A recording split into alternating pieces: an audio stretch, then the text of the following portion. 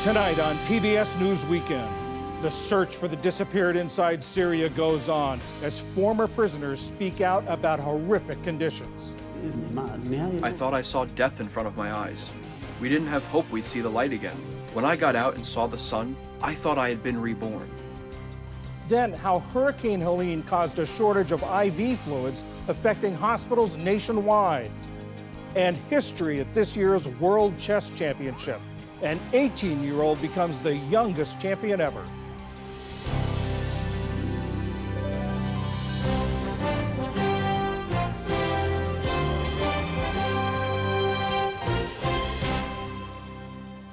Major funding for PBS News Weekend has been provided by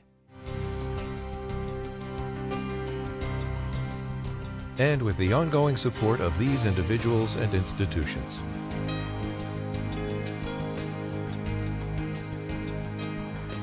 And friends of the NewsHour.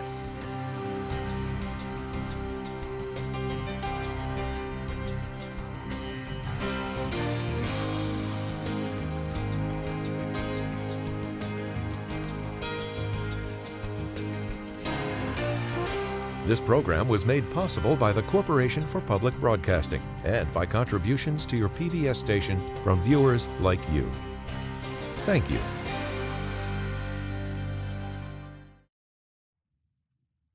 Good evening, I'm John Yang.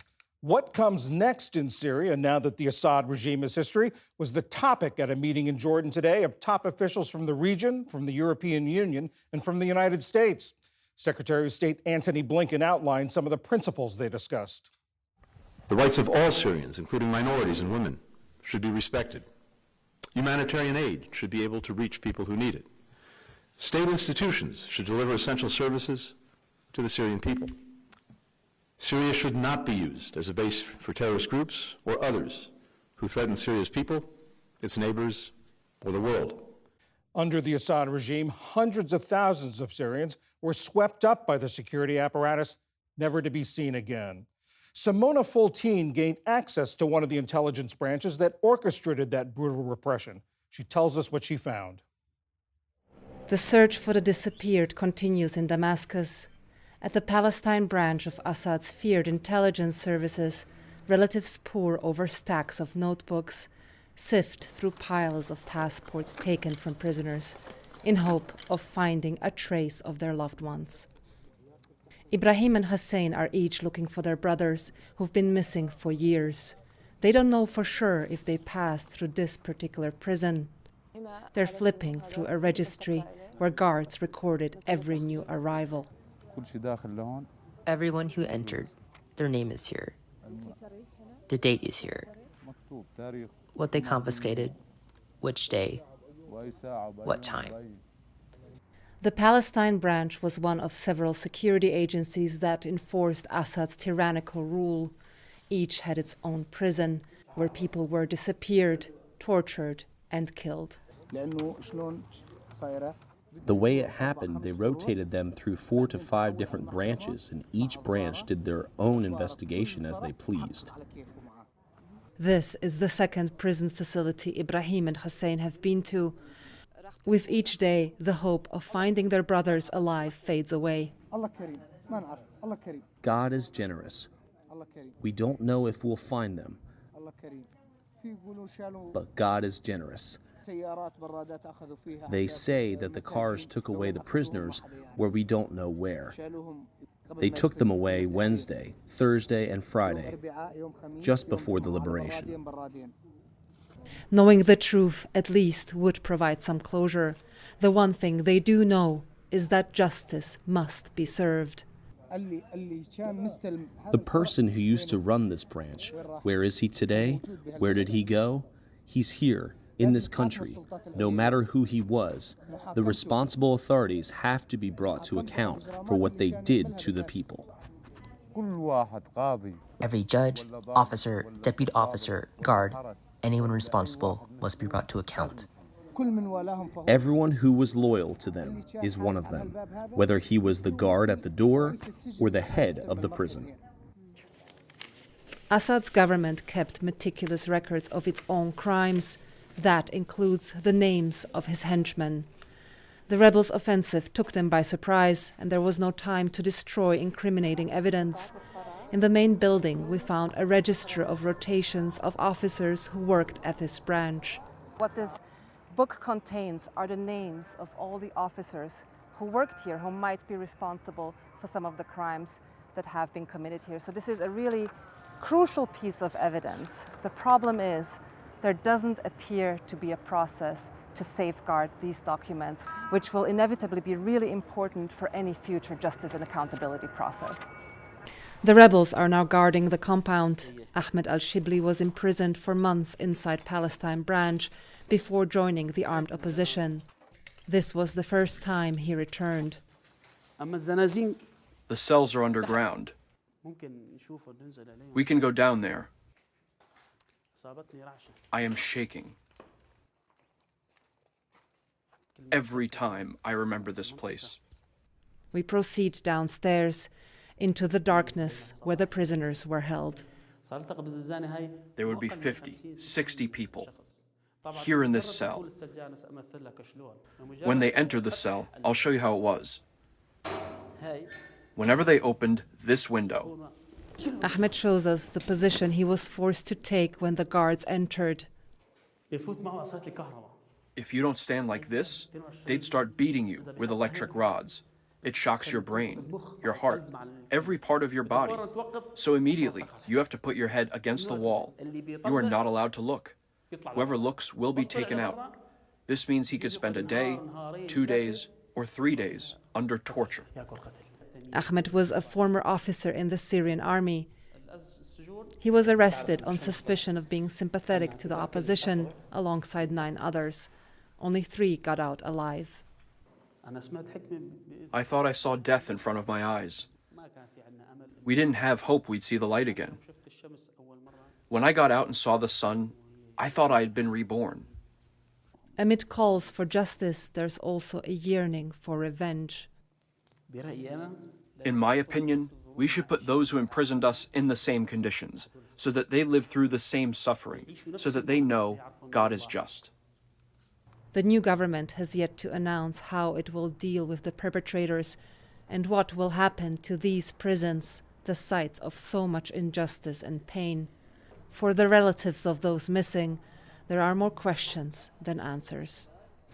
And one of the main questions that remains is how many people exactly disappeared into Assad's prisons. The United Nations estimates that number at above 100,000, a figure that may rise now that we have access to these institutions as well as the documents that have been found there. John? Simona, in your piece, which was very compelling, you talked about a future justice and accountability process. Does anyone have any idea what that's going to look like? Well, we don't know much yet, and one of the main questions is who exactly will be brought to account? Will it only be the high-ranking officers who issued the orders, or will a future justice and accountability process also include lower-ranking officers and foot soldiers, which is certainly what some of the relatives that we spoke to were demanding. The sheer undertaking of this is immense. Let's remember, John, that in Assad Syria, there were more than a dozen different security and intelligence institutions which employed thousands of people. We don't know where these people are at the moment. The institutions have been dismantled. Presumably, they're in hiding. So it remains to be seen whether we're going to start seeing mass arrests in the coming days and weeks, or whether it will be more of a targeted and selective process. Simona, it's just been a week since we saw pictures of Syrians celebrating the fall of the regime. Now, 1 week on, how are they feeling? Well, here in the capital, Damascus, we have seen a mix of joy and cautious optimism. Syrians are certainly happy that Bashar al-Assad is gone. They feel reassured by the statements that have been coming out from Abu Muhammad al-Julani, the rebel leader turned new ruler of Syria, who has been reassuring Syrians that the new government will be an inclusive one and that there will be coexistence between Syria's different sects. Now, according to the constitution, there should be elections within 90 days of the presidential post becoming vacant, and we haven't heard any announcements with regard to that. So while Syrians are very excited and they're certainly keen to play a role in rebuilding this new Syria, there is a question whether they will be given the space to do so, or whether we will transition to a new, perhaps softer form of authoritarian rule. Simona Foltine in Damascus, Syria. Thank you very much. Thank you, John. Elsewhere in the Middle East, teams in central Gaza are searching through rubble for survivors of an Israeli airstrike. Medical teams say at least 10 people were killed at an open public market where displaced families often took shelter. Israel says they were targeting gunmen operating from a shelter in the area. And in Cairo today, there were more talks aimed at getting a ceasefire deal that could free some Israeli hostages still held in Gaza. National Security Advisor Jake Sullivan represented the United States. South Korean lawmakers voted today to impeach President Yoon Suk-yeol. It was for his surprise and short-lived declaration of martial law, which suspended most civil rights, including the right to protest and freedom of the press.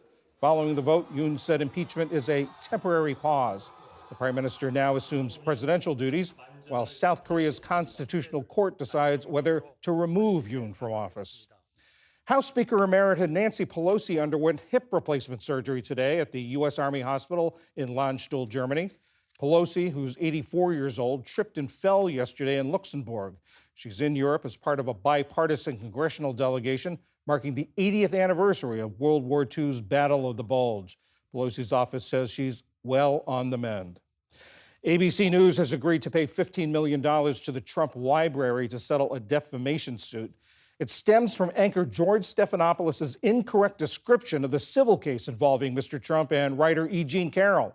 The network also is paying Mr. Trump's lawyer $1 million in legal fees. In a statement, ABC News said it's pleased both parties were able to reach an agreement. A somber holiday tradition today at Arlington National Cemetery and at cemeteries across the nation. At Arlington, volunteers placed holiday wreaths at grave markers as part of National Wreaths Across America Day. The tradition enlists volunteers to lay wreaths at grave sites to recognize the sacrifice of fallen American warriors. About 400,000 veterans and their family members are buried at Arlington.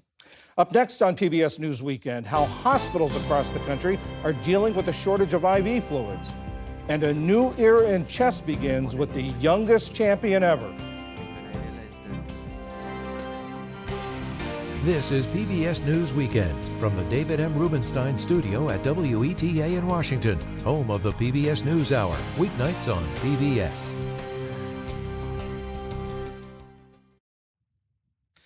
It's been about 3 months since Hurricane Helene pummeled the mountains of North Carolina, but the effects are still being felt well beyond the storm's path. Ali Rogan explains. Whether you're dehydrated, undergoing surgery, or receiving medicine intravenously, IV fluid is a staple in modern healthcare. But this past September, the nation's supply of those critical fluids took a massive hit. That's when Hurricane Helene struck North Carolina and flooded a manufacturing site owned by the Baxter Medical Technology Company. That one plant produces about 60% of the country's IV fluid. Suddenly, many hospitals felt the squeeze and were forced to delay some surgeries. It caused administrators to start to rethink how they use and conserve this valuable commodity. Jackie Fortier is a reporting fellow at KFF Health News and has been tracking this story. Jackie, thank you so much for joining us. Take us back to the moment when the hurricane hit. Was this impact felt immediately by hospitals who received this company's IV fluids? Absolutely. I mean, Hurricane Helene struck North Carolina in late September, as you said, flooding the largest IV fluid factory in the U.S. And I think everyone was surprised that that Baxter facility, produced 60% of the nation's supply of IV fluids. The medical folks that I talked to were all very surprised. They didn't know. So that factory shut down and the company began rationing its products because it was flooded. And that caused a shortage of IV fluid products, throughout the healthcare facilities across the US that's continuing. It's been 2 months since that time. I know that the facility has reopened, but is it back to full production yet? No. The North Carolina Baxter factory is now making some IV fluid products, but the company hasn't announced a date when they'll be back to those, pre-hurricane production levels. So the IV fluid shortage is continuing. I talked to a hospital administrator in LA the other day, and they're still only getting, 60% of their IV fluid order. So they're still down 40% from what they normally get. And so in the meantime, how are hospitals, other facilities dealing with these shortages? They're doing a lot to conserve IV fluids. And to be clear, the people who really needed IV fluids have always been getting them, folks who aren't able to drink. One hospital administrator in DC told me that they've slashed their IV fluid use by over half since the shortage began, across all the hospitals that he's the administrator for. So, sometimes that means telling emergency room patients to drink, Gatorade or Pedialyte instead of getting an IV. Hospitals are switching patients from liquid medications to pills sooner than they normally would. And they're also doing some kind of common sense stuff like using up the entire IV bag before starting another. Hospitals are also giving some medications intravenously, but without a dedicated IV bag, which is known as a push medication. When I talked to nurses about that, they said, using push medications takes more time out of a nurse's already pretty hectic schedule because they need to monitor the patient. The medicine isn't being titrated or given over time. It's kind of being given all at once. But, the IV fluid shortage is ongoing and it could get worse as the end of the year comes up because people get sick with, winter respiratory viruses. We got flu, COVID that send more people to the hospital. And then folks also schedule surgeries because their health plans, usually reset in January with new deductibles. Right. And I know this shortage, this was brought on by a natural disaster, but it has made hospital administrators rethink their strategies on stocking and using these IV fluids. How might this crisis impact their decision making to make sure that something like this doesn't happen again? I think some of the conservation measures will stick around. Some of the more kind of common sense practices, like using up an IV fluid bag before starting another. Before the shortage, when a patient was moved to a different floor, or if they came in on an ambulance and they already had an IV, it was replaced when they got to the hospital. Now they're keeping and using up that bag. Another hospital administrator told me that they're interested in retooling electronic health records to question doctors' orders before letting them order another IV fluid bag for hydration. So, maybe a little pop-up that says, does the patient, really need the second bag? How do they do with eating or drinking water or juice? If they did well, maybe they don't need that bag. So these, little kind of conservation mechanisms across multiple hospitals, would make a significant dent. And hospital administrators are really interested in conserving. How is this all affecting a patient's experience? Well, I talked to nurses and they say that, initially folks were a lot more understanding because the hurricane was in the news. And now that it's been 2.5 months, people don't really think about it as much. It's difficult for nurses too because it does take them more time to do these push medications. People do ask for IV fluids if they've been, in the hospital before. They know that it can make them feel pretty good. I have seen that people say that getting a push medication, again, that's without kind of the IV fluid piggyback, can be painful in some cases. So we haven't seen any indication that patients aren't getting, medical care that they should be getting. But it's difficult to get someone to drink a liter of fluid versus putting a liter of fluid, in their arm through an IV. Jackie Fortier, reporting fellow at KFF Health News. Thank you so much for joining us. Thank you.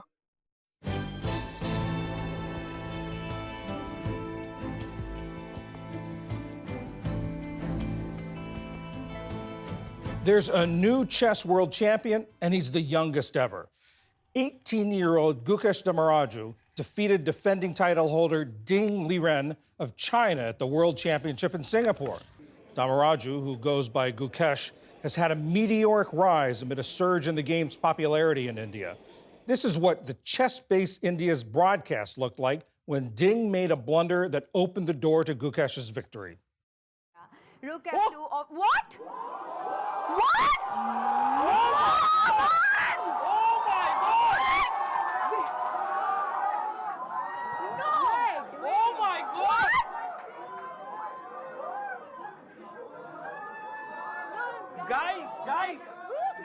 Guys, Rook takes rook and bishop d5. Look at Gukesh, he sees it. After the match, Gukesh talked about going bungee jumping. Levy Rozman is known online as Gotham Chess, which is the name of his YouTube and Twitch channels. He's also the author of How to Win at Chess, the Ultimate Guide for Beginners and Beyond. I want to ask you about what we just saw, the move that Ding made. It was instantly recognizable to viewers and commentators that this was a big blunder. First of all, what did he do? In the simplest terms, what did he do? And how can a player at that level make a move like that? Yeah, I'm going to try to do my best here. I can summarize this as an interception in the Super Bowl with 30 seconds remaining that turns into a touchdown. That level of kind of turnaround. For baseball fans, it's a walk-off grand slam, bottom of the ninth, World Series. I'm a Yankee fan, so I'm still licking my wounds. It was a shocking, shocking mistake. And the reason why it was so shocking is Ding had very few pieces remaining, and he was down one pawn, which is the least you can have kind of a difference. And he liquidated the whole pieces, the whole board, thinking that the game was going to end in a tie, in a draw, and it just wasn't. And he didn't have to do that. So it was a self-induced error on the biggest stage at the biggest moment. Let's talk about Gukesh. He was a grandmaster at 12. This past summer, he won gold at the Chess Olympiad. If you go to the World Chess Federation site, he's ranked as both an adult and a junior. What's the significance of him now being world champion?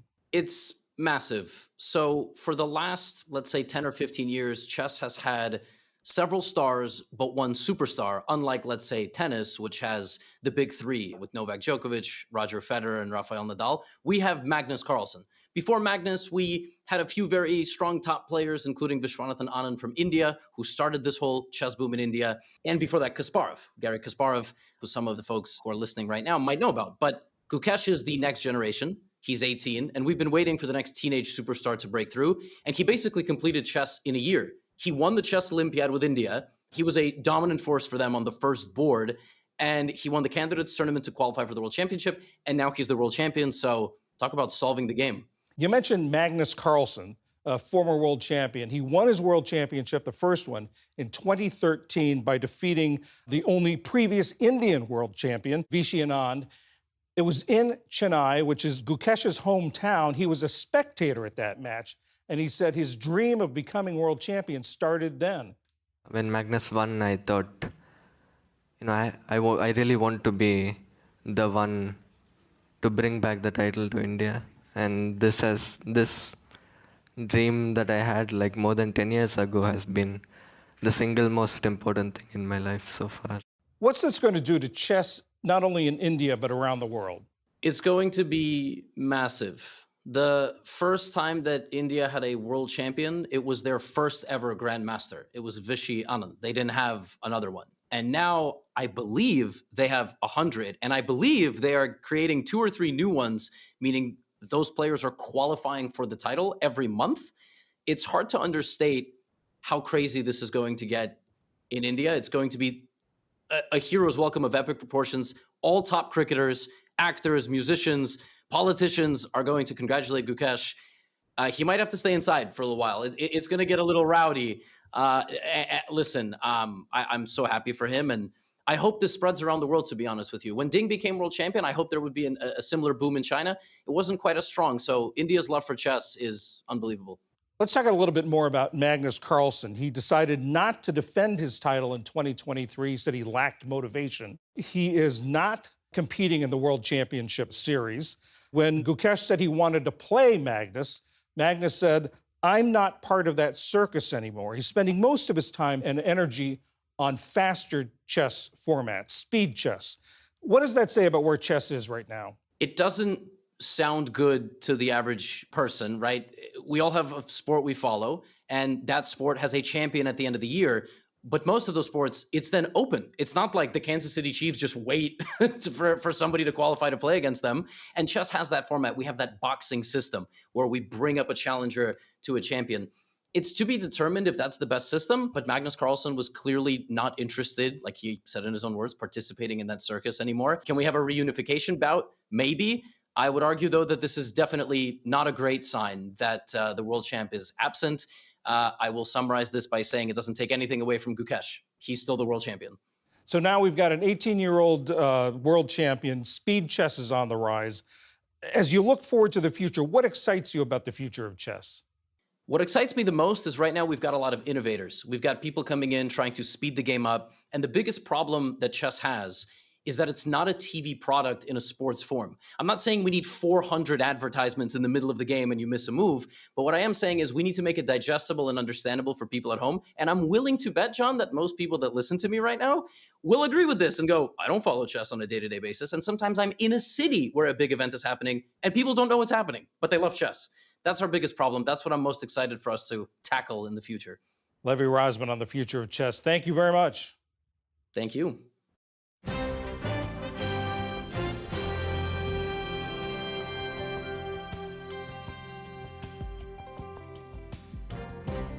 And that is PBS News Weekend for this Saturday. I'm John Yang. For all of my colleagues, thanks for joining us. See you tomorrow. Major funding for PBS News Weekend has been provided by... In 1995, two friends set out to make wireless coverage accessible to all.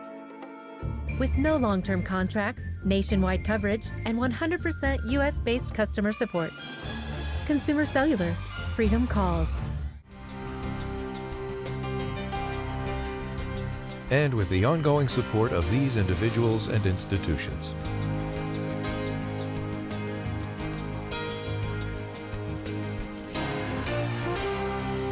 This program was made possible by the Corporation for Public Broadcasting and by contributions to your PBS station from viewers like you. Thank you.